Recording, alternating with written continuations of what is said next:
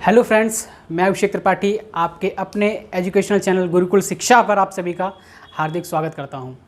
आज हम अपने मैथमेटिक्स क्लास 10th का चैप्टर फर्स्ट लेके आ रहे हैं, जिसे हम रियल नंबर्स के नाम से जानते हैं, यानी वास्तविक संख्याओं के नाम से जानते हैं। जैसा कि लिखा हुआ है कि रियल नंबर्स वास्तविक संख्या, ये हमारा क्लास 10th NCERT का फर्स्ट चैप्टर है। तो आज हम कुछ बातें इसी चैप्टर के ऊपर डिस्कस करेंगे। तो हमारा जो पढ़ाने का तरीका होगा, पहले मैं वो आपको समझा देता हूँ। सबसे पहले जैसे रियल नंबर्स हमने उठाया, तो इसको पढ़ाने का तरीका हमारा क्या रहेगा, और यही हर एक चैप्टर में हम करेंगे। तो अब जैसे रियल नंबर हमने उठाया, इसमें सबसे पहले हम आपको बता दें कि रियल नंबर्स क्लास 8th में भी था, नाम क्या था उसका, बस रेशनल नंबर्स था। फिर क्लास 9th में क्या था, नंबर सिस्टम था। फिर क्लास 10th में क्या था, रियल नंबर्स आ गए हमारे, यानी वास्तविक संख्याएं आ गई। तो कहीं ना कहीं इन सभी चैप्टर्स में संख्याओं का यानी नंबर्स का नाता जुड़ा रहा। तो दिक्कत कहाँ आती है बच्चों को, कि अगर हम नंबर्स की बात करें, जैसे 8th में आया तो नंबर सिस्टम पढ़ा उसने, तो नंबर सिस्टम या रेशनल नंबर्स जो भी था वह पढ़ना स्टार्ट किया, लेकिन उसे नंबर्स के बारे में ही नॉलेज नहीं है। तो रेशनल नंबर्स बीच से स्टार्ट हुआ, वही समझ में नहीं आया, दिक्कत रही। ठीक है, फिर हमने बात की नंबर सिस्टम की, उसने 8th में समझ में नहीं आया, फिर 9th में दिक्कत रही। अब 10th में आ गया भैया रियल नंबर वास्तविक संख्याएं, फिर हमने रियल नंबर से ही स्टार्ट कर दिया, फिर पुरानी चीज़ें दिक्कत देने लगी। तो इसके लिए सबसे पहले हम समझेंगे बेसिक क्या है। बेसिक की अगर हम बात करें तो इन बेसिक में नंबर्स का बेसिक क्या है, सभी में कॉमन क्या है, नंबर्स। अगर हमें नंबर्स पता होगा, सारे नंबर्स के बारे में अगर हमें जानकारी होगी, तो हमें कहीं ना कहीं दिक्कत नहीं होगी और सारी चीज़ें हमारी एकदम से शॉर्ट आउट हो रही होंगी। तो सबसे पहले एजेंडा ये है इस चैप्टर का कि पहले हम नंबर्स के बारे में इंट्रोडक्शन करेंगे, आपको बताएंगे सारे नंबर्स क्या क्या होते हैं। फिर धीमे धीमे हम बढ़ेंगे रेशनल नंबर्स की, और रेशनल नंबर्स क्या होते हैं, फिर हम बताएंगे आपको इरेशनल नंबर्स क्या होते हैं।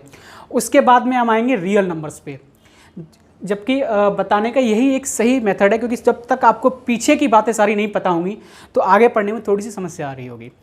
तो अगर हम बात करते हैं नंबर्स की, तो सबसे पहले हम इंट्रोड्यूस कराते हैं आपको नेचुरल नंबर्स से। ठीक है, अगर किसी छोटे बच्चे से आप पूछें कि बेटा काउंटिंग सुनाओ, तो वो स्टार्ट हो जाएगा 1 2 3 4 5 6। तो ये नेचुरली आपने उससे कहा काउंटिंग सुनाओ, तो नेचुरली उसके मुंह से निकला 1 2 3 4। तो बस यही सारे आपके क्या हो गए, नेचुरल नंबर्स हो गए, डॉट डॉट डॉट etc, यानी कि यहाँ तक आगे जो भी नंबर्स आएंगे सारे क्या हैं आपके नेचुरल नंबर्स। प्राकृतिक संख्या यानी कि प्राकृतिक रूप से यानी नेचुरल तरीके से जो उसके मुंह से निकले वो सारे नंबर्स क्या हो गए, नेचुरल नंबर्स हो गए। तो क्या नेचुरल नंबर से ही हमारी काउंटिंग पूरी हो गई या हमारी गिनती पूरी हो गई? नहीं, अभी किसकी कमी है, नंबर्स अभी पूरे हुए नहीं हुए पूरे, तो अभी कमी किसकी रह गई, जीरो की। तो हमने भाई इसमें जीरो ऐड कर दिया।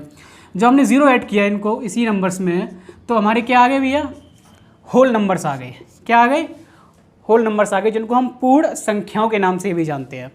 तो बड़ा सिंपल सी बात है कि अगर हमने नेचुरल संख्याएं समझी, उसी में हमने जीरो ऐड कर दिया, तो क्या आ गए, हमारे होल नंबर्स आ गए, यानी कि पूर्ण संख्याएं आ गई। अब हम बात करते हैं, अब नंबर्स नेचुरल नंबर्स हो गए, होल नंबर यानी पूर्ण संख्या, यानी सारी संख्याएं हमारे पास मौजूद है। अब धीमे धीमे हमने संख्याओं को ऑब्जर्व करना शुरू किया, 0 से लेकर 10 तक, 10 से लेकर 20 तक, 20 से 30, 30 से 40, 40 से 50, ऐसे आगे बढ़ते रहे। तो जब हमने नंबर्स को अच्छे से ऑब्जर्व किया, नंबर्स को अच्छे से देखा, तो हमने एक चीज़ देखी कि इनमें कुछ नंबर्स ऐसे भी हैं जो 2 से डिवाइड हो रहे हैं, डिविजिबल बाई 2। तो ऐसे नंबर्स को हमने एक अलग कैटेगरी दे दी। क्या कह दिया हमने उनको, ये सारे नंबर्स क्या हैं, हमारे इवन नंबर्स हो गए। जो नंबर्स किससे डिवाइड हो रहे हैं भैया, 2 से डिवाइड हो रहे हैं, वो सारे क्या हो गए, हमारे इवन नंबर्स हो गए। उनको हमने क्या बोला, सम संख्याएं। अब इसके बाद जो नंबर बचे, उनको हमने बोल दिया ऑड नंबर्स, यानी कि जो नंबर 2 से डिवाइड नहीं हो रहे होते उनको हम क्या बोलेंगे, ऑड नंबर्स या फिर विषम संख्याएं। तो उनको हम लिख लेते हैं यहाँ पे 3। ठीक है, अब जैसे 1 हो गया, ठीक है, 1 क्या 2 से डिवाइड हो रहा है, नहीं हो रहा है। 3 हो रहा है, नहीं हो रहा है। 5, ऐसे ही सारे संख्याएं जो है वो ऑड नंबर्स हो जाती हैं। अब भैया हमारे पास नेचुरल नंबर हो गए सारे। ठीक है, हमने नेचुरल नंबर समझ लिए क्या होते हैं, हमने समझे भैया होल नंबर्स क्या है, पूर्ण संख्याएं क्या हैं। ठीक है, जीरो ऐड कर दिया, पूर्ण संख्याएं हो गई। फिर हमने बात आई इवन नंबर्स की, नंबर्स को जो हमने ऑब्जर्व किया तो हमारे पास क्या आ गए, इवन नंबर्स आ गए, यानी कि जो नंबर 2 से डिवाइड होते हैं उनको हम क्या बोलेंगे, इवन नंबर्स। फिर बात करते हैं ऑड नंबर्स की, तो जो नंबर 2 से डिवाइड नहीं होते वो सारे क्या हो गए, आपके ऑड नंबर्स हो गए। अब हम बात करते हैं इंटीजर्स की। अब नंबर्स हमारे पास हो गए, हमने कैटेगराइज भी कर लिया, इवन भी हो गए, ऑड भी हो गए। अब बात आई प्लस और माइनस की। अब भैया प्लस भाई साहब आ गए और माइनस भाई साहब आ गए। अब इनको ऐसे भी नंबर आ गए भाई, कुछ नंबर प्लस में भी लिखे जाने लगे, कुछ नंबर माइनस में भी लिखे जाने लगे। भाई हुआ कैसे कि हमारे पास कोई चीज़ है, ठीक है, अगर मेरे पास 10 रुपये आ रहे हैं और मेरे पास 20 रुपये खर्च हो रहे हैं तो कहीं ना कहीं मेरे से जेब से ज़्यादा पैसे जा रहे हैं। अगर 10 रुपये जा रहे हैं या 10 रुपये आ रहे हैं तो कहीं ना कहीं उनको हमने मैथमेटिक्स में प्लस और माइनस के साइन से दिखाना शुरू किया। तो ऐसे नंबर्स यानी कि जिनको हम प्लस और माइनस दोनों इंक्लूड करेंगे वो आपके क्या कहलाते हैं, इंटीजर्स यानी कि पूर्णांक। अगर हम बात करते हैं +4 +3 +2 +1 0, या एक्चुअली इनको ऐसे कर लेते हैं, माइनस से दिखाते हैं, -4 -3 -2 -1 0, फिर +1 +2 फिर +3 ... तो ये सारे जो नंबर्स आते हैं माइनस के और प्लस के, इन सभी संख्याओं को जोड़कर क्या बने, इंटीजर्स बने। क्या बने, इंटीजर्स। अब इनमें एक छोटी सी चीज़ है वो आप लोग मार्क कर लेना, जो हमारे नंबर्स माइनस में होते हैं, माइनस के होते हैं, उनको हम बोलते हैं पॉजिटिव इंटीजर। क्या बोलते हैं, पॉजिटिव इंटीजर, ठीक है। और जो हमारे सॉरी जो माइनस में होते हैं उनको हम निगेटिव इंटीजर बोलते हैं, ठीक है। जो नंबर्स हमारे माइनस में होते हैं उनको हम क्या बोलते हैं, निगेटिव इंटीजर्स बोलते हैं। फिर बात करते हैं जो प्लस में होते हैं हमारे, उनको हम क्या बोलेंगे, positive integer. Is that clear, ठीक है। अब नेचुरल नंबर्स हमने समझे, होल नंबर्स हमने समझे, इवन नंबर्स हमने समझे, और नंबर समझे, इंटीजर्स भी समझ लिए। इतने सारे नंबर समझ में आ गए। कहीं किसी को कोई डाउट, अगर कहीं दिक्कत है तो कमेंट आप कर सकते हैं। अब बात करते हैं नंबर्स को और कैटेगराइज किया गया।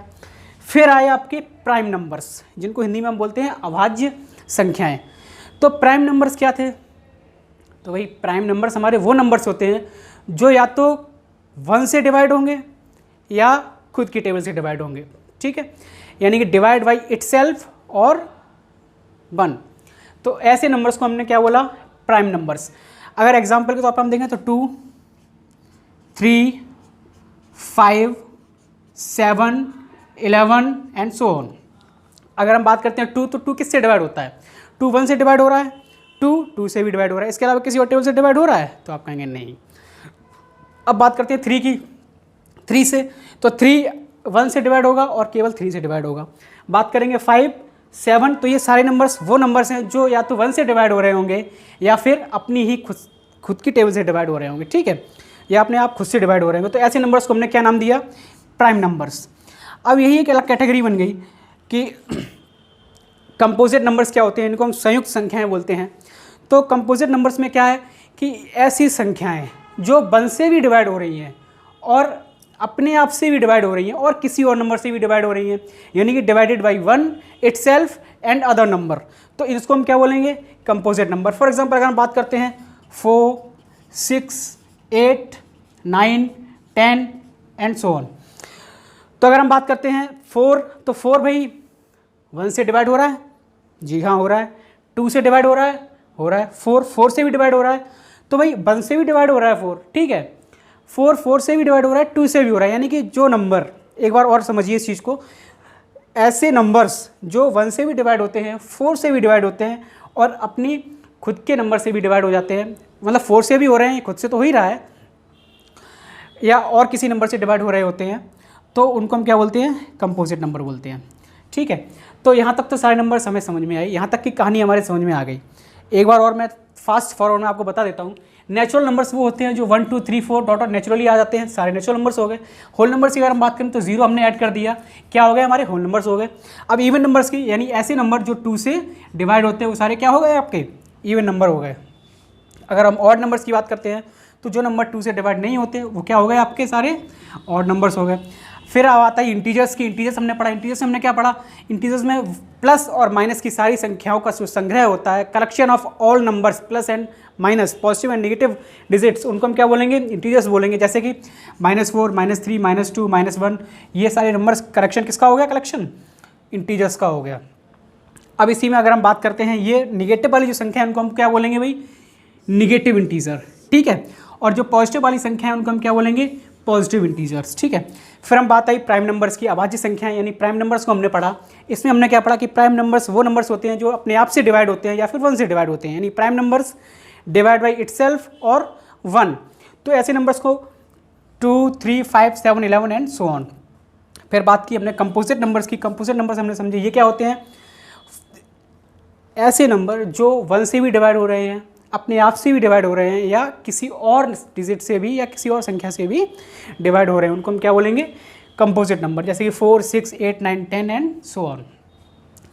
यहाँ तक मुझे नहीं लगता किसी को कोई डाउट है। ठीक है, अब आगे एग्जाम्स में अक्सर यहाँ से भी क्वेश्चन बनते रहे हैं और पूछे भी जाते रहे हैं कि फर्स्ट प्राइम नंबर क्या है हमारा, तो आप क्या बताएंगे, 2 है। और यहाँ पे भी बना कि फर्स्ट कंपोजिट नंबर क्या है हमारा, तो वो क्या है, 4 है। ठीक है, तो ये चीज़ें हमारी क्लियर हुई। अब हम बढ़ते हैं रेशनल नंबर्स की तरफ। किसकी ओर, रेशनल नंबर्स। वास्तव में रेशनल नंबर क्या होते हैं? अगर मैं आपसे कहूँ कि सारे नंबर रेशनल नंबर्स होते हैं, तो क्या सही है, सही है या नहीं है? चलो हम आगे देखते हैं।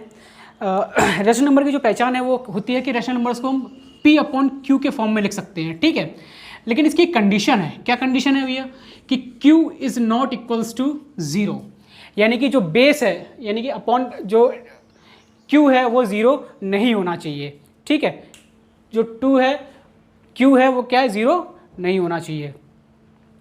तो रेशनल नंबर क्या है, कोई भी रेशनल नंबर हो सकता है। जैसे हमने लिख दिया भाई 2/3, 5/7, 6/9, 3/2।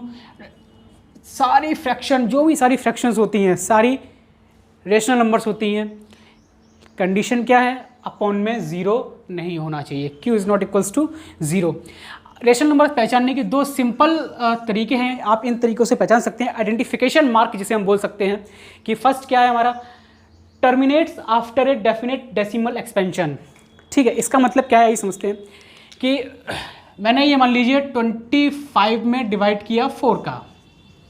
ठीक, तो वही 4 6 जा 24 पॉइंट आ गया। ठीक है, 4 2 जा 8 और 4 5 जा 20, तो 6.25 यानी कि एग्जैक्टली डिविजिबल है, ये एग्जैक्ट डिवाइड हो गया। 6 यानी पॉइंट के बाद भी एग्जैक्ट डिवाइड हो गया, यानी terminates after definite decimal expansion.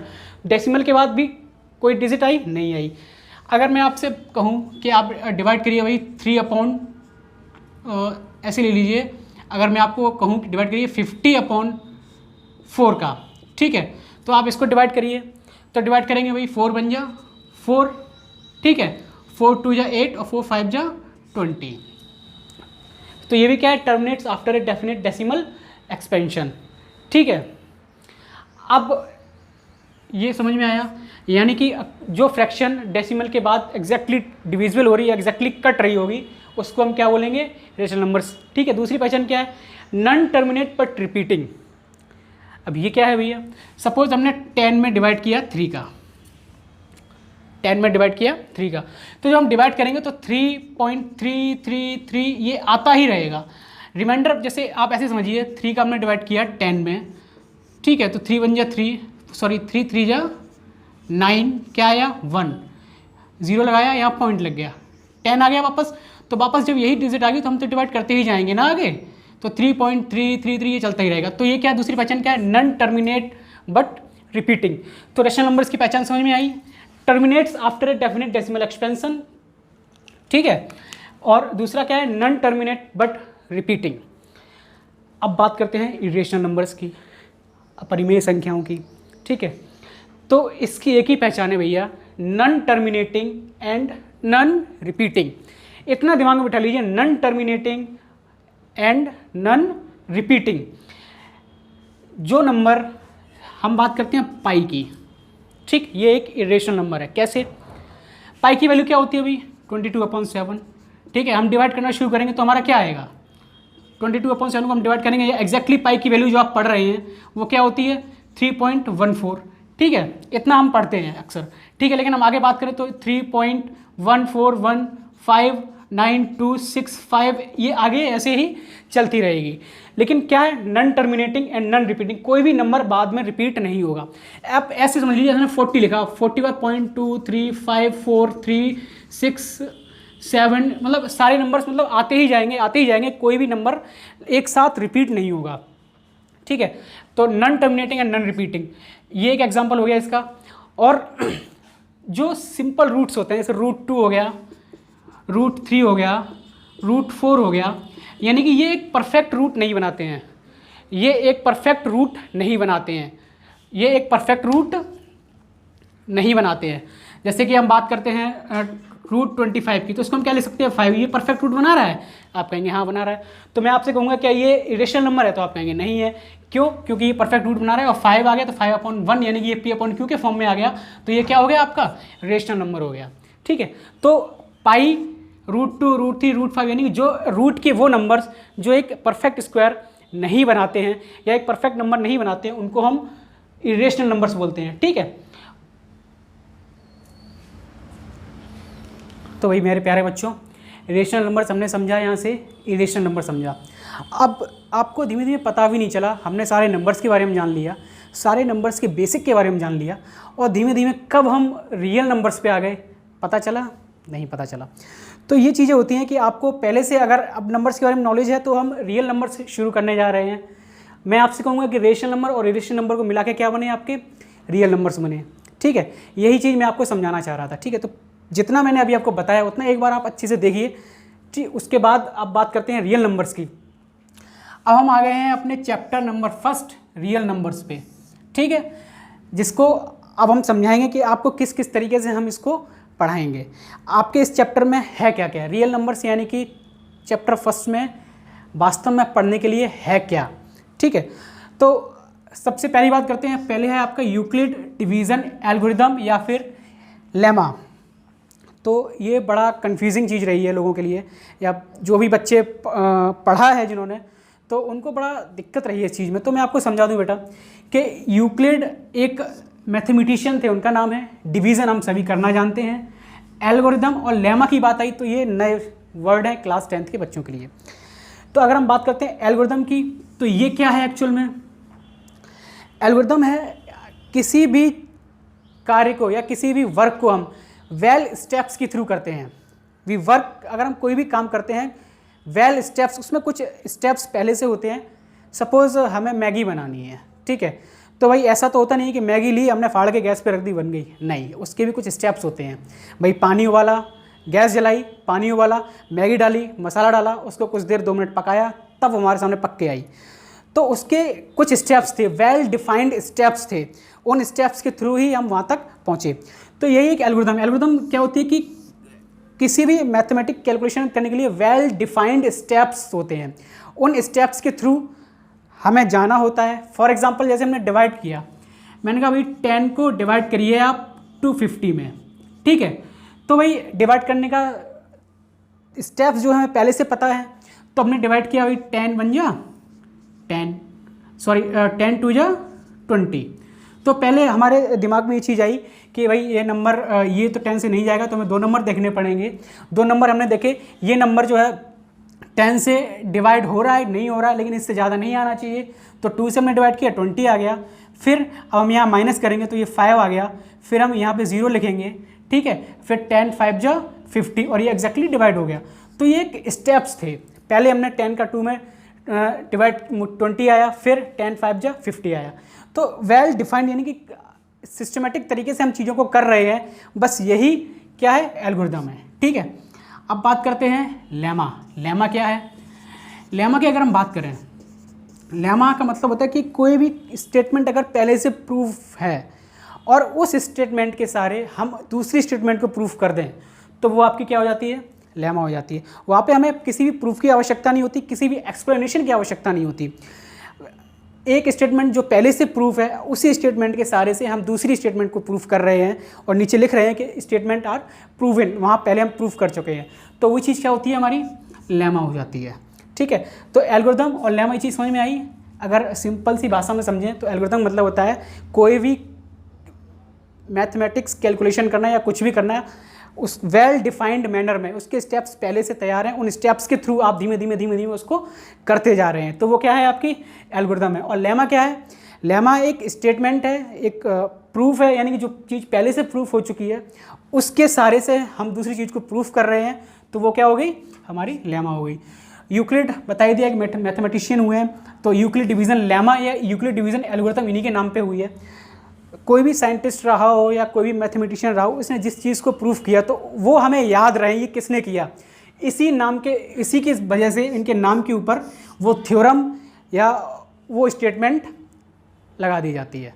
ठीक है, अब चैप्टर में हम क्या पढ़ेंगे भाई, यूक्लिड डिवीज़न एल्गोरिथम के बारे में पढ़ेंगे, लेमा के बारे में पढ़ेंगे। ठीक है, एक्सरसाइज HCF पढ़ेंगे, यानी कि HCF में क्या पढ़ेंगे, लॉन्ग डिवीज़न मेथड। एक्सरसाइज 1.1 में हम पढ़ेंगे जो यूक्लिड डिवीज़न एल्गोरिथम है उसके सहारे से हम लॉन्ग डिवीज़न मेथड से क्वेश्चंस को कैसे करेंगे। एक्सरसाइज 1.1 में हम उसको कर रहे होंगे। जब एक्सरसाइज 1.1 कंप्लीट हो रही होगी उसके बाद हम आ रहे होंगे एक्सरसाइज नंबर 1.2 पे। मेन अगर हम बात करें तो सबसे ज़्यादा important Euclid division lemma algorithm है और 1.1 है, जो थोड़ा सा टफ है समझने के लिए, लेकिन दिक्कत की कोई बात नहीं है। बिल्कुल सिंपल तरीके से मैंने आपको सारी चीज़ें क्लियर की हैं और उसी तरीके से धीमे धीमे स्टेप बाय स्टेप, यानी कि एक तरीके से जैसे मैंने समझा एल्गोरिथम, धीमे धीमे step by step well defined manner में हम चीज़ों को कर रहे होंगे और वो चीज़ें हमारी समझ में आ रही होंगी। फिर हम बात करते हैं एक्सरसाइज 1.2 पे। वहाँ पे हम क्या HCF फाइंड कर रहे होंगे, LCM फाइंड कर रहे होंगे, किससे, प्राइम फैक्टराइजेशन मेथड के सहारे से। ठीक है, अब हम बात कर रहे हैं एक्सरसाइज 1.3। वहाँ पे हम पढ़ रहे होंगे रेशनल नंबर और इरेशनल नंबर। ठीक है, जो मैंने आपको बताया भाई रेशनल नंबर क्या होते हैं, इरेशनल नंबर क्या होते हैं, तो वो हम कहाँ पढ़ेंगे, एक्सरसाइज 1.3 में। रेशनल नंबर्स हम पढ़ रहे होंगे, इरेशनल नंबर पढ़ रहे होंगे, हम वहाँ पे प्रूफ कर रहे होंगे कि √2 is a irrational number proof करिए, √3 से इरेशनल नंबर प्रूफ करिए। तो वो हम प्रूफ कैसे कर रहे होंगे, क्योंकि पहले हम किसी एक नंबर को प्रूफ कर लेंगे, हम प्रूफ कर लेंगे कि √2 ये इरेशनल नंबर है, हम पूरा स्टेटमेंट प्रूफ करेंगे कि √2 इरेशनल नंबर है। ठीक है, उसी के सहारे से हम और सारी स्टेटमेंट प्रूफ कर रहे होंगे कि √3 भी इरेशनल है। क्यों, क्योंकि हमने वहाँ उसको प्रूफ किया था। तो वो चीज़ हमारी क्या आ जाती है, लेमा आ जाती है। ठीक है, फिर हम बात करेंगे एक्सरसाइज 1.4, कुछ भी नहीं है, वहाँ पे हम टर्मिनेटिंग और नॉन टर्मिनेटिंग पढ़ेंगे, जो हमने अभी आपको यहाँ पे टर्मिनेट से नॉन टर्मिनेट आपको समझाया था, इन्हीं के बारे में हम पढ़ रहे होंगे। तो ये हमारे चैप्टर का पूरा इंट्रोडक्शन था और बिल्कुल बेसिक से लेके हमने जीरो से आपको सारे नंबर्स को समझाया है। पहले हमने नेचुरल नंबर्स पढ़े, फिर नेचुरल नंबर्स पढ़े, फिर हमने होल नंबर्स पढ़े, odd, even and so on, सारे नंबर्स के बारे में पहले मैंने आपको समझाया, एक एक एग्जाम्पल के थ्रू आपको बताया। फिर हम धीमे धीमे रेशनल नंबर्स, इरेशनल नंबर्स पे आए। फिर उसके बाद हमने स्टार्ट किया अपना चैप्टर रियल नंबर्स। ठीक है, मैंने आपको बताया कि सारे नंबर्स जीरो से स्टार्ट करके रेशनल नंबर्स तक हम कैसे पहुँचे, फिर हम कैसे रियल नंबर्स तक पहुँचे, रेशनल और रिलेशनल मिला के क्या बने, हमारे रियल नंबर्स बने। फिर हम अपने चैप्टर नंबर 1 पे आए, उसका हमने आपको इंट्रोडक्शन दिया कि हमें भाई क्या पढ़ना है, एक्सरसाइज 1.1 में हमें क्या पढ़ना है, 1.2 में हमें क्या पढ़ना है, 1.3 में क्या पढ़ना है और 1.4 में क्या पढ़ना है। तो ये सारी चीज़ें क्लियर हो गई। अब हम नेक्स्ट वीडियो में हम शुरू करेंगे अपनी एक्सरसाइज 1.1। तो जिसको भी एक्सरसाइज की वीडियो समझ में ना आए उसे ये वीडियो देखनी कंपलसरी है। अगर आप ये वीडियो देख लेंगे तो मेरे हिसाब से 70% आपका ये चैप्टर कंप्लीट हो जाएगा। ठीक है, कुछ भी नहीं है, अगर आपको पहले की सारी नॉलेज है तो आगे हम चीज़ों को बिल्कुल सॉफ्टली और बिल्कुल धीमे धीमे वेल डिफाइंड मैनर, जैसे वो मैंने आपको समझाया, एल्गोरिथम समझाया ना, well defined manner, step by step in चीज़ों को हम कर रहे होंगे। तो आगे की अपडेट्स के लिए चैनल को सब्सक्राइब करना ना